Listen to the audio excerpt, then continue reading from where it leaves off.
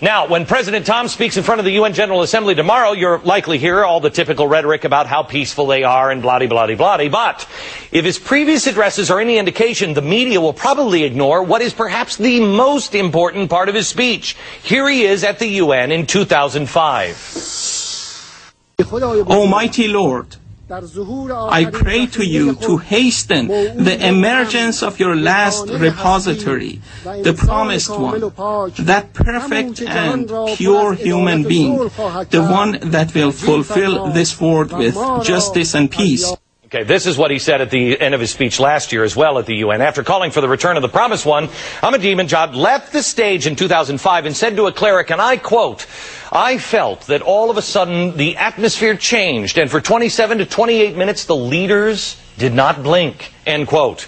President Ahmadinejad has been quietly talking about his belief, and this is important that you understand this, that we are in the end days.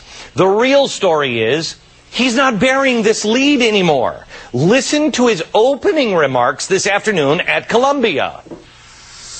O God, hasten the arrival of Imam al-Mahdi and grant him good health and victory, and make us his followers and those who attest to his rightfulness. Okay. I hope you're starting to hear a pattern here. This guy is openly praying for the return of the Mahdi in almost every speech, and now he's starting his speeches with that, yet no one in the media is even bothering to do their homework on what that really means. Basically, think of the Mahdi as the Shiite Muslim version of the second coming of Jesus Christ. But unlike Christians, the Twelvers, as they're called, President Tom is a Twelver, believe that they can hasten the Mahdi's return by creating the right conditions for it. Unfortunately for us, those conditions are pretty simple. Chaos, war, bloodshed. Because only then can the Mahdi return with peace and justice. Think about that. Ahmadinejad must usher in chaos and war before he can fulfill his destiny. That is why he wants a nuclear program. That is why he threatens Israel in the West. And that is why he's killing our soldiers in Iraq. To him, the United States is the only thing stopping the war and chaos that he needs. And believe it or not, that makes us the great Satan, otherwise known in the West to you and me as the literal Antichrist. When your politics are your religion, it is impossible to understand one without first understanding the other. Joel Rosenberg is the author of Epicenter, How the Current Rumblings in the Middle East Will Change the World. Joel, this guy, nobody gets this. Everybody says you're nuts and you shouldn't take him at his word. He is telling us what he's going to do. He certainly is, Glenn, and I think you've picked up on a really important point that in his previous trips to the United States in 2005 and 2006, he ended his speeches at the United Nations by praying for the Islamic Messiah, known as the Mahdi, this just and promised one, to arrive. But now you're absolutely right, he is leading with that. And this is interesting because of the timing.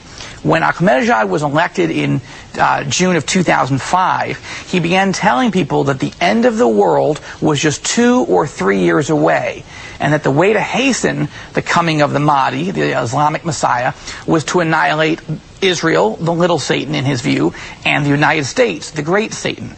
And now we are 2 years into that, right? We're now in the fall of 2007, 2 years later. We don't know exactly his timetable, but we know what he's been doing over the last 2 years. Building military alliances with Russia, China, and North Korea, 3 nuclear powers, building 3,000, that we know of, centrifuges to enrich uranium, and building alliances with Syria and Hezbollah in southern Lebanon to prepare for this annihilation. I've only got a minute. We have so much to cover. Would you come on the radio show with me tomorrow and cover this in detail? Sure. Real quick, this guy is so dangerous, and these Twelvers are so dangerous that the Ayatollah Khomeini, back in 1979, banned them, tried to kill them all because they are just so volatile. But the 12th Imam does not come back to Iran. This is critical that you understand this, because both Osama bin Laden say this is important and President Tom says this is important. Where does the 12th Imam return?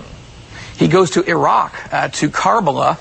He first comes to Mecca, then Medina, but he then goes to Iraq. And in the conditions of chaos and carnage, That's where he emerges to take over the world and create an Islamic caliphate, whereas one of his key advisors, the Ayatollah Amini, said, and I quote him in Epicenter, "The Mahdi will offer the religion of Islam to the Jews and Christians. If they accept, they'll be spared. Otherwise, they will be killed." You don't have to believe that we're in the tribulation. We don't have to believe that the United States is the literal Antichrist, but he does, and that's important. We'll see you tomorrow on the radio program.